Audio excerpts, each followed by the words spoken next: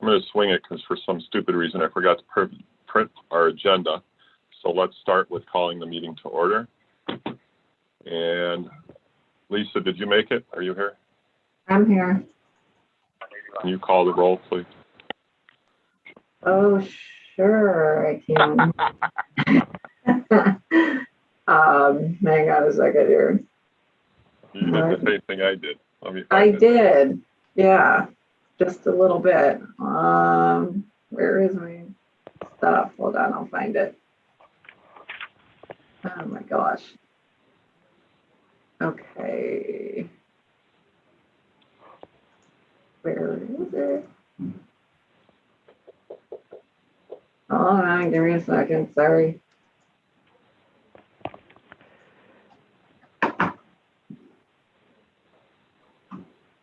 I'll find one. I'm looking too.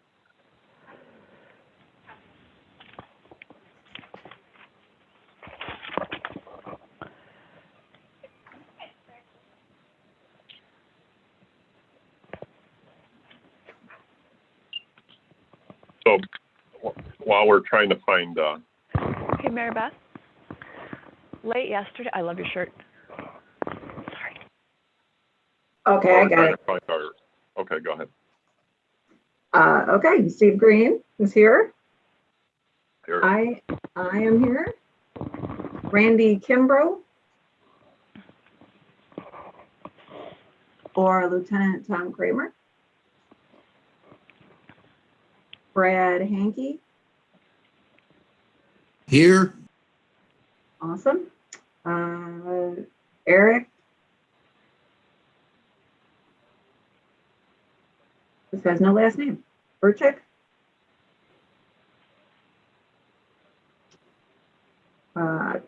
Commander Brumfield. Or Captain McEntee.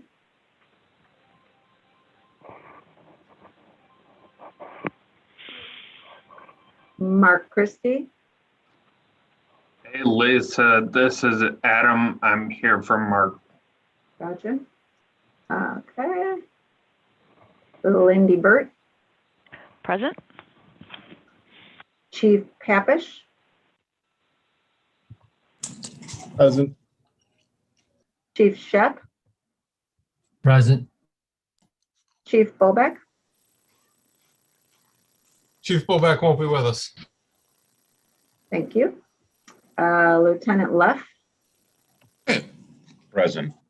Thank you.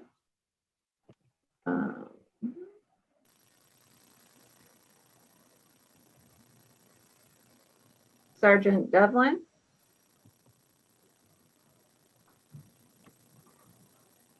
Chief Elliott. Present. Thank you, Chief. Jim Heath. Chief Freeman's for Jim Heath. Hello, Chief Freeman, baby. Lisa, George. I see that Sergeant Devlin is logged in. I don't know if he's having audio issues. Okay, thank you. George Blasco. Here. All right, can you hear me now? Yes, Here you are. there you are. Thank you. Thank you, Sarge. TJ Martin.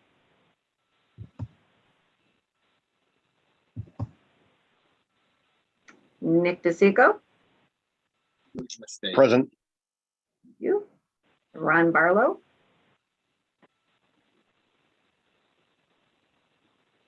You there, Ron? Did you come back? Maybe not yet.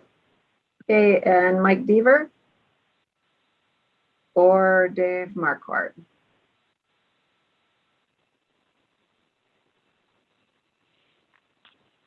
No. Well,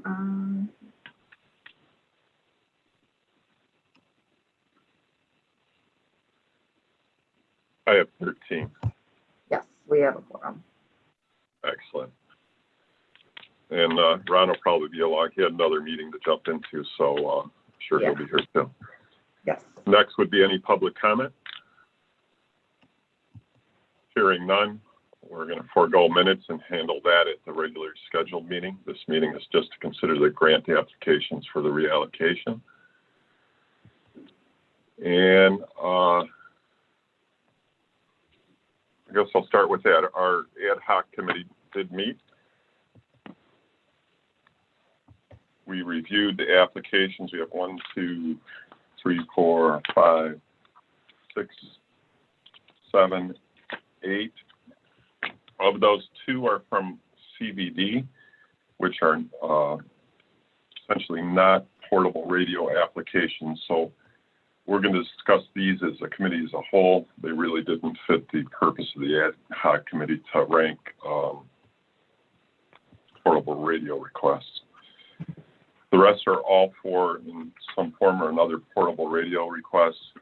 The committee went through all our ranking and specifications. Now, there's some additional things, requirements this time because of the nature of the monies that are available. Those being, it's to be multi-source, specifications have to be included, investment justification, and they have to be completed during the award period. So out of all those, we have Highland Heights, Cleveland Emergency Management, City of Euclid, or I guess that's Edge, Seal, Span, and Highland Hills Fire. Anybody else want to go over these, or you want me to? Lisa? No, go How ahead. about you? Thanks, Adam. So we'll start with Cleveland Emergency Management. The request is for cash radios. It's our recollection that the committee has voted not to support cash radios. That came up when the county was looking to replace theirs. They're also for replacement radios. They already have cash radios. They believe they're from 2003. And also they're not for daily use. So we didn't believe this meets the criteria at all. They won't be able to sign the MOU. Next is, we'll just take Edge, Seal, and Span as a group. They're in the same boat. They're not for daily use. They're one from Edge actually lists them as replacement radios, and they're not large requests, but still the same. We also have on the Edge and Seal, there's only one source provided as to the radios. Highland Hills Fire did not submit our application. We believe those are replacement radios as well. They did send them an email requesting to submit the application so we could review, which leads us to Highland Heights Police Department. They did submit the IJ, our application kit, multiple sources to obtain a radio and specifications. We believe they can meet the delivery date, depending on the grant funding and really CCESAB's judgment on that. We scored them 10 out of 20 points. It's not a regional request, although everybody in their area, the county, is moving to 800, except I believe Mayfield Heights. I don't have any information about them.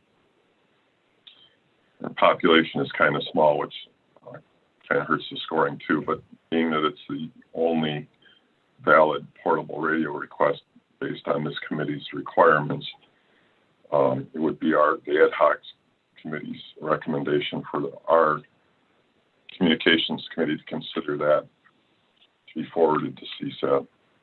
Anybody else on the ad hoc committee have anything to say? All right, I'll open that up to discussion for everybody.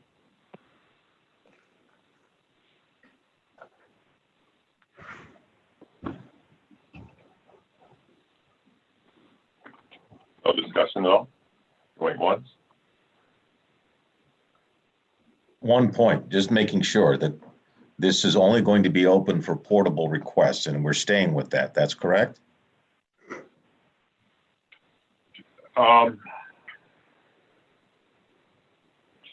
That's another thing I probably should bring up. So, portable requests has been our focus. we're just about done. I think there's 4 communities that either don't have radios already on the street or have not received an award. In other words, not in process. And I believe those are Highland Heights, Mayfield Heights, Bedford, who had them and gave them back, and the village of Lindale. So as far as portable radios, I think we're pretty close to being done anyway. It's an advisory committee, so is CSAB. If there are other requests out there, I think our focus, we've pretty much made it. I don't see any reason not to move along other communications related requests. The bylaws specify that our committee hears all communications related requests. I don't know how else you make grant funding requests other than through this committee if they're communications related. David Leff again. I think what we're looking at then is if all the radios, if the funding has been approved, are there any funds left over for other types of communication? So in discussing this with grants, with Larry, if you're on, I'm sure you can expand on this. We only have $50,000 because there's no time to bid any of these projects. So we have $50,000 to work on. If we had 2 agencies each requested $50,000 worth of radios, doesn't matter, it's 2 agencies, it's 1 project. So we're limited to 50 grand. We don't feel we'd have that anyway in this case, but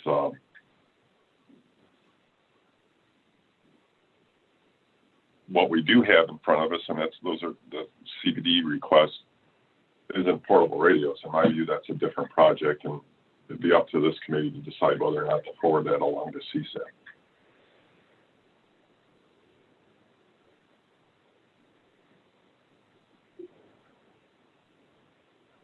Should we, can we at least know what they're asking, what type of equipment they're asking for? Oh, absolutely. Nick, you want to go ahead? It's funny. Yeah. So obviously the second request, I mean, I can forego it. With this new link layer, I was just trying to do a project for under $50,000 to add link layer licenses for the new mandates with marks.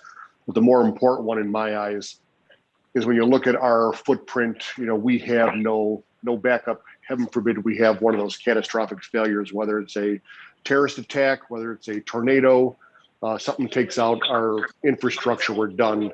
So actually through Adam and EMA, we found a vendor that offers it. It's a FirstNet cow. So cell tower on wheels with satellite uplink that you can deploy within, it's just drive time and 15 minutes to deploy it. So it's a trailer that will give you obviously cellular service as well as internet. And it's in a trailer, and that's what the one request is, and it would benefit obviously anybody in Region 2, but anybody in the state of Ohio because it's portable. But it's just it's its own cellular and internet network in a trailer in a box.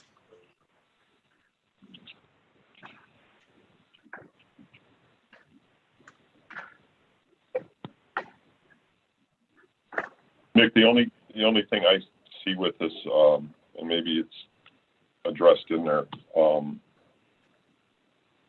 think we have to have multiple sources for this round.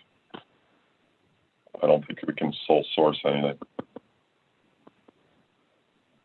Yeah, so I haven't gotten back anything from Verizon yet, but we could, all 3 vendors have it, no matter what cellular service you go to.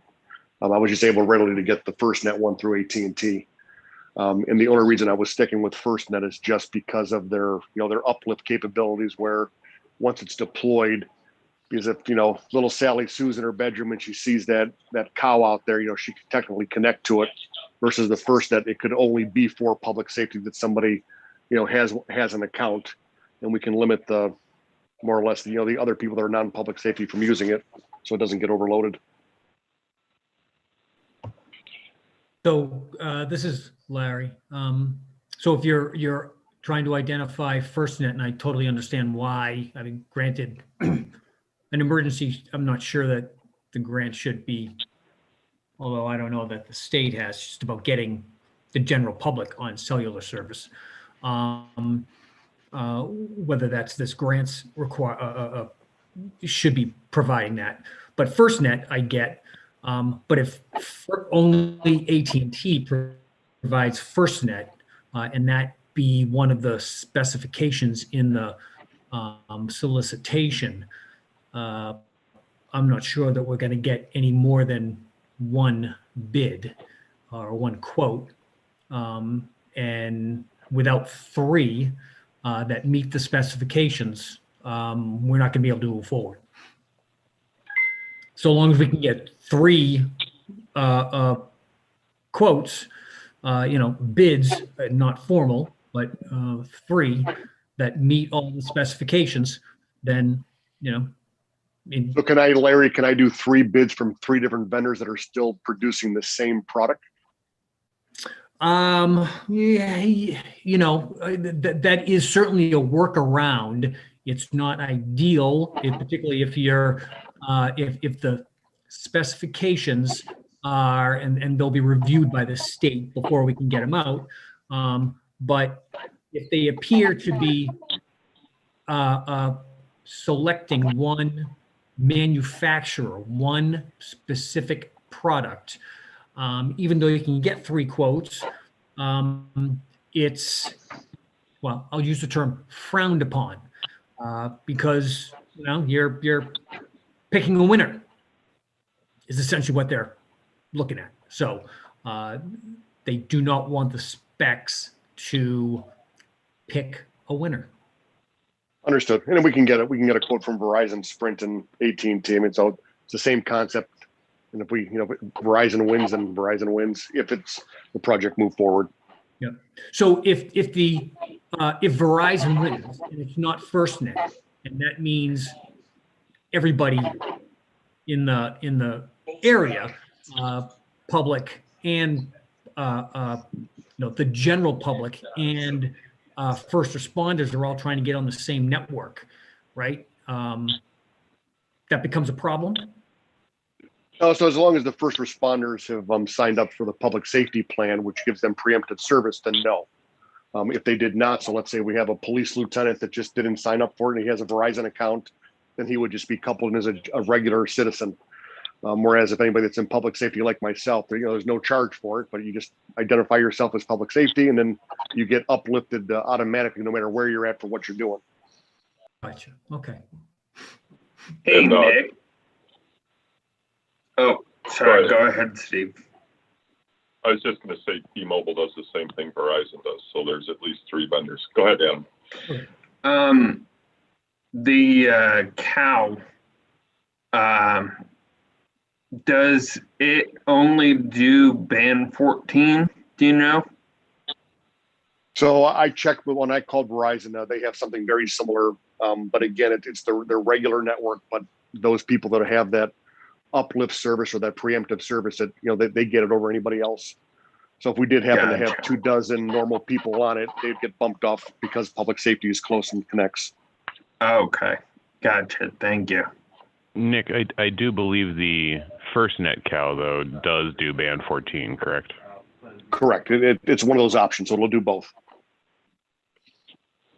And it was just an idea for the group. It's like I said, we don't have anything like it in the area.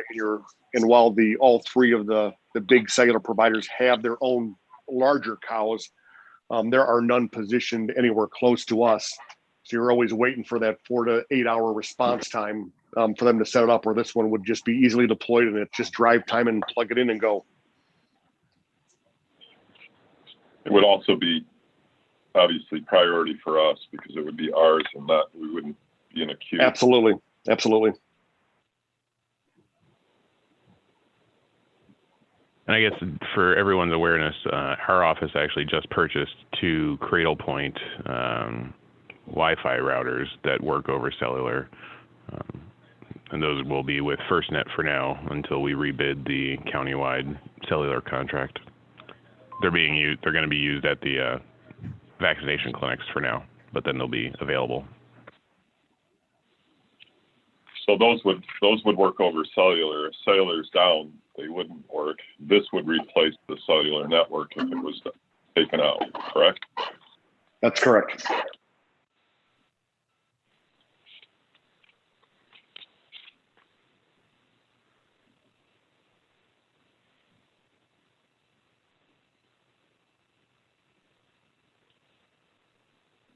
Any other questions regarding this request?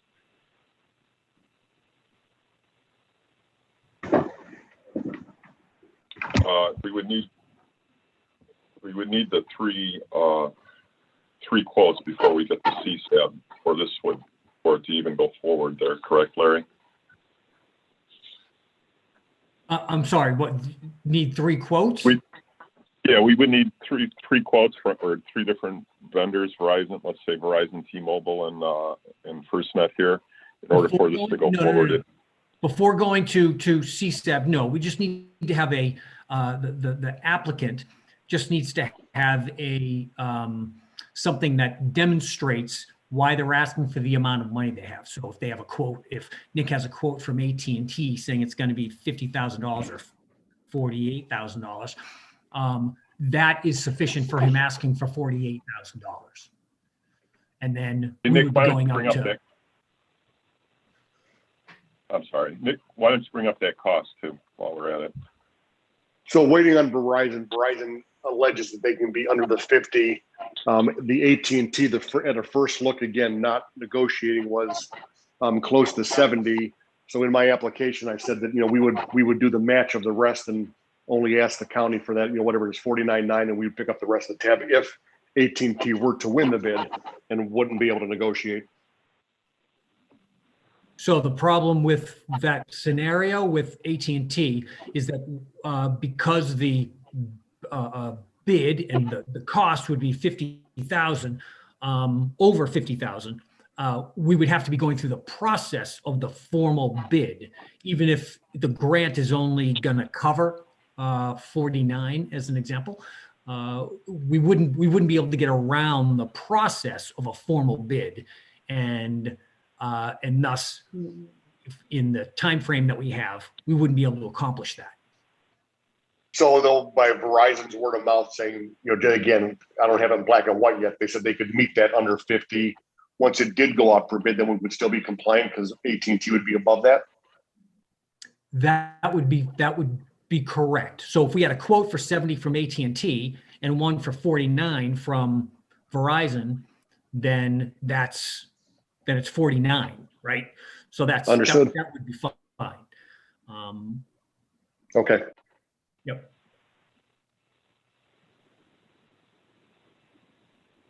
David Leff here again, just a question.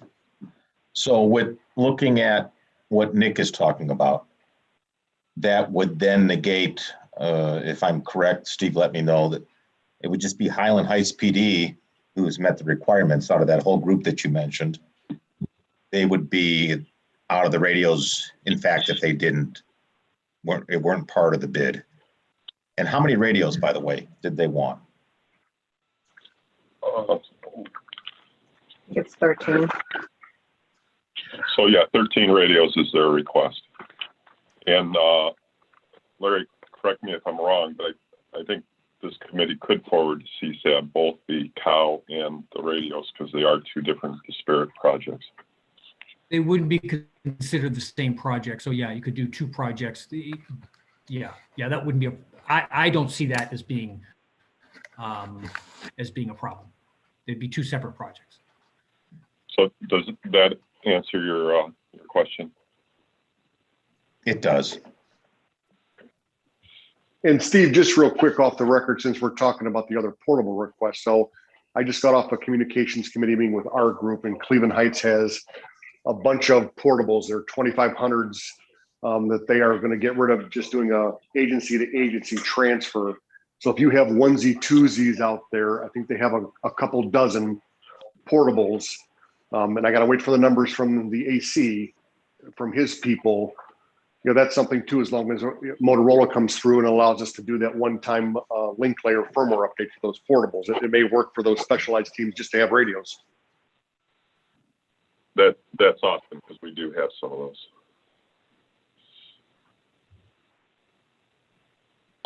Sorry if this may be a stupid question, but aren't a lot of those Moto portables coming out at end of life? And I know, if we upgrade the firmware, they still may be functional, but do we want to trust that with a public safety aspect? So I can only speak from the information that I've gotten from Motorola is when the State Patrol updated their fleet, there are thousands, and I'm talking 5,000 plus of the 5,000s that are still out there being used for daily use, that we're told that while Motorola doesn't support it, it's end of life, there are still parts available, but they have all that security, or trust me, Marks wouldn't let them on the system. And maybe Brad can speak more to that since he's a system owner on that. So I don't have the 100% answer, but that's what I'm being told by Motorola. I appreciate that, Nick. I wasn't really addressing that aspect. I was more or less addressing, reliability and functionality. I mean, aftermarket parts don't always work as well as OEMs, and that's what I worry about. Yep, Somebody understood. going in. I worry about the safety with an unreliable radio. I share your sentiments there, TJ. We've made every effort to get rid of all the XTSs from our city, and for that purpose, the problem becomes, as everybody on this call is probably aware, radio vendors are going to be outmoding their radios on a 5-year plan. Every 5 years, you're going to start seeing replacements coming around. So the radios that we're all carrying now are going to be end of life shortly, and some of them already are. So I'm not sure that it really falls on the agency to make that decision more so than us. But you are correct, Nick. They are going to do a one-time buy for Linklair because the state has put a lot of pressure on Motorola to make sure that those XTSs do stay in service. So that is going to happen. I think you're going to see something probably in the near future, probably sometime around July. There'll be a period of about 1 year where you can order the Linklair flash kits, if you will, for those radios. But I don't think that, like TJ said, I don't think that it's a good practice to throw good money after bad either. So that's why we've eliminated all XTSs from our side. But it is going to be a problem. There are a lot of them out there. I mean, there's a significant number of XTSs still out there. So.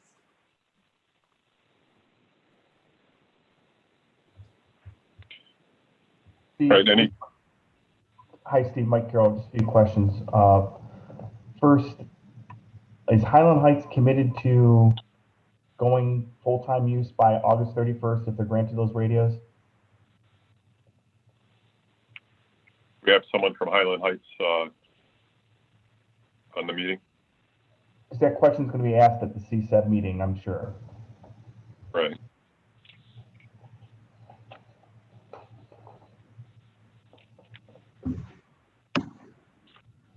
So that'd be a question that Highland Heights can answer it, or I saw Chief Turner on, he may not have that information. Secondly, I know you're talking about 2 projects that meet the bylaws, or seems to appear to meet the bylaws with Highland Heights and possibly Nick's request. My recommendation would be to submit maybe all the requests other than the mobile radios, or I guess that's Nick's. Including for the specialty teams. We're not sure the total amount of requests being made at this point. And if there's funds available, while specialty teams aren't normally funded for radios, there could be a possibility if funds are available that could happen, depending on what money's available. And CCESAB to make that decision at the meeting next week. I would just say that whatever specialty team, kind of going back to the Highland Heights point, the radios have to be able to be procured, programmed, and placed in service by August 31st. So those radios for the specialty team should be tied specifically to an agency that's already on that system to probably meet that criteria or that requirement. So again, I would just submit all the requests potentially, but just clarify that 2 met your bylaw requirements and the other 3 or 4 for the specialty teams, while technically did not, you're still forwarding them through to CCESAB accordingly.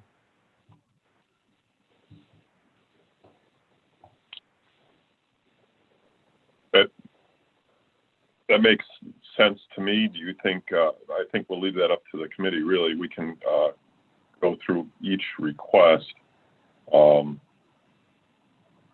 But just know, a couple of these would exhaust the 50,000. Two of them by themselves would exhaust 50,000. If it, oh, I see what you're saying. That's a good point. That's a good point. So we could certainly rank these.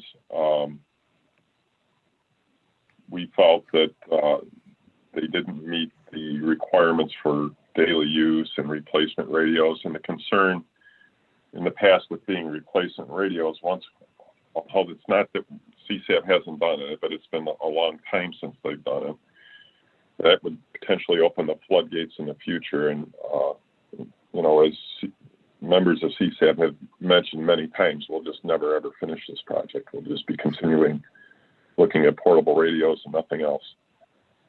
And Steve, I'm glad you brought that point up. I know CSAB, the executive committee has, stated that once these portable radios, once we're done type of, this is a forever project.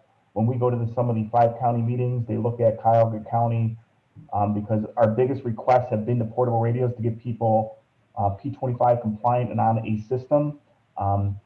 And to the, it's kind of undermined some other, undermined, it's delayed other projects from going forward. So you bring up a very valid point that once we get to the, replacement radios is not on the radar for CSEP at all, or the current CSEP executive board at least.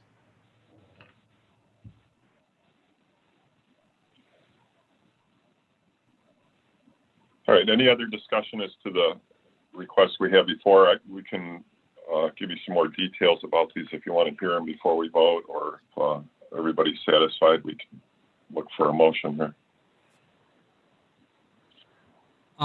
This is Larry again. I just want to just about Nick's request, Chagrin Valley's request. Nick, please make sure when you submit, so we would need to have Verizon or somebody to document that there's that this project can be accomplished under 50,000, and that we have that, not just by voice saying that they can do it. Only because if in the end we can't, and the Verizon comes in over because of whatever reason, now we're down the path and have $50,000 that we can't get rid of. Understood. So that's one. The second is you need to document when you do document in the application. I would leave tornadoes and such out of it, and that this is terrorism related, but also you're going to have to find the appropriate approved equipment list ID, not specifically the number, although that's always helpful, but the description from the FEMA AEL for what this item is. Certainly all the interoperable communications and projects that the state approves is for radios.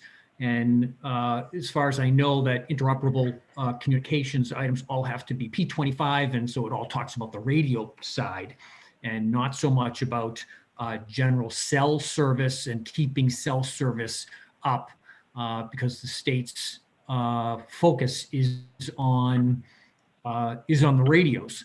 And so if this were supporting keeping radios going, I'm not sure that would be an issue. But just the fact that this is about providing cell service and not radio service, that may be an issue. So I would just a suggestion. I would include that it does support radios also. I have 7 cell phones that connect to a radio system. I know Parma is using a slightly different solution, but it's over cellular, and there may be others out there. So it will also support communications via a cellular handset to a radio system. Well, add again, Marks is working on their LMR to LTE crossover right now. They're about 65% there. Can I ask a stupid question? I apologize. I was not in at the onset of the meeting. I was having trouble logging in. So I apologize, but I might have missed this, but I think what we're probably talking about is like a cow for the area. And I hear that, Verizon being tossed out, and I hate to sound like an advocate for FirstNet, but I know they also have that available. And the reason I mention this is because I know, and this is going to sound like an East Side, West Side thing, but like I know East Side has a problem with AT&T and West Side has a problem with Verizon. I mean, we recently on our department switched everything from almost everything we could that was under our purview to AT&T Verizon. So maybe I missed it, and I apologize if I did.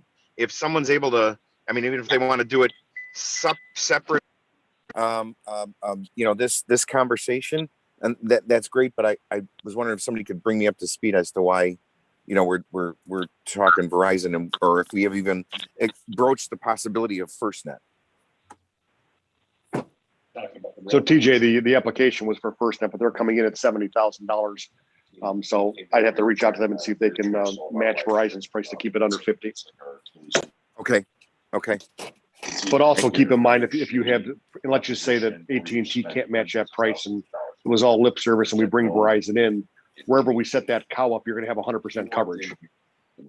Right. And because I know, Nick, and I'm sure you're fully aware of this, but I know they have been talking about, I know Cradle Point has an opportunity to do that, like a virtual private cell network on the fly like that. And I didn't know if, maybe we could explore as well. Copy.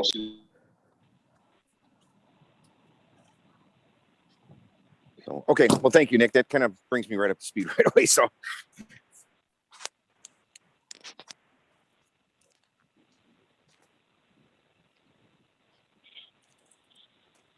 All right, do we have a motion for the CBD request for the cow? I'll make it. Motion. I don't know if I can second because I wasn't included in the original role. If I can, I will. If not, I apologize. I'll second it.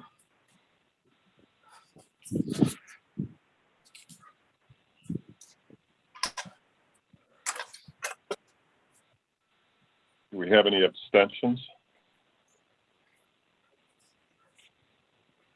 Hearing none, any nays? It just depends on how much it costs. I've been using the Moreland. And Steve, this is Dick. Just abstain on my vote since it's my request, please. Okay. Yeah, as well as me. There's a shock.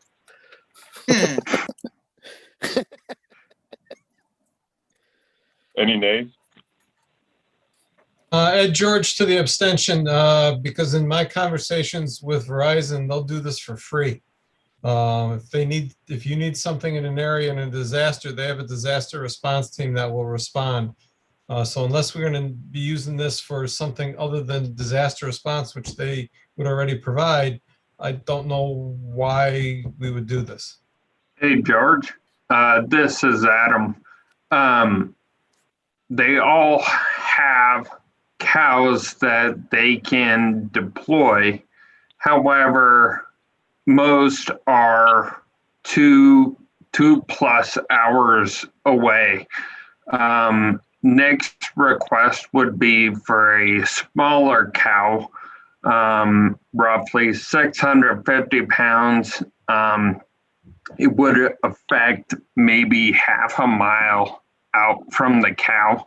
But this is for something he could throw on the bus, take to an incident scene, and support communications at that site.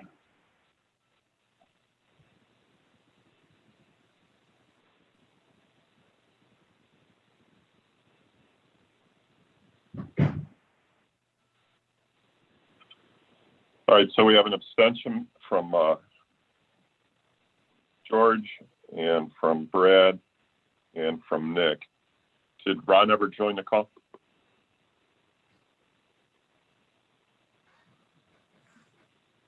Ron Barlow?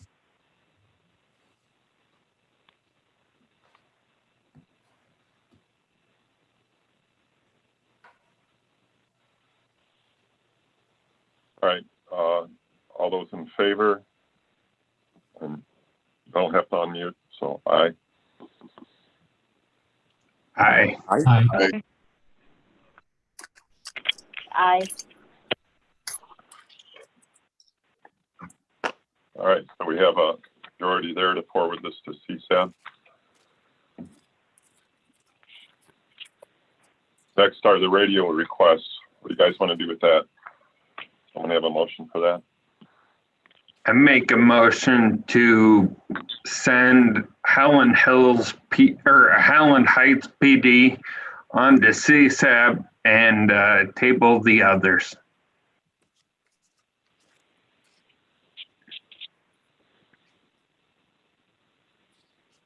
And I will also second that. I like the way you formulated that, Adam, because certainly as we move forward and have more information, maybe these other requests are still out there. And as to what Nick mentioned about Cleveland Heights PD, I'll be in touch with some of those other requesters. We have Real a quick on, motion real and a quick second. on, real quick on those 2500s that Nick was talking about though. Are those originally county radios or were they their radios originally? They're their radios. It's Cleveland Heights Fire. Okay. Yeah, I was just checking because obviously if they weren't, they should be going back to this committee anyway.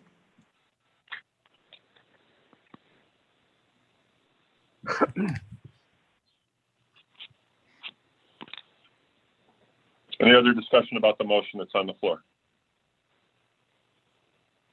Any abstentions? You can put me on that list. There you go. Again, another Anyone shot. else? Any nays? And then all those in favor? Aye. Aye. That Aye. motion carries. Aye. That motion carries. We'll forward that request from Highland Heights Police Department to CSAB and table the remainders. I'd ask if there's any other business, but we're limiting this to the requests that we have. So is there briefly, any old business we have to cover? We have a motion to adjourn. Motion to adjourn. Second. Second. Awesome. Vote with your feet or your little clickers.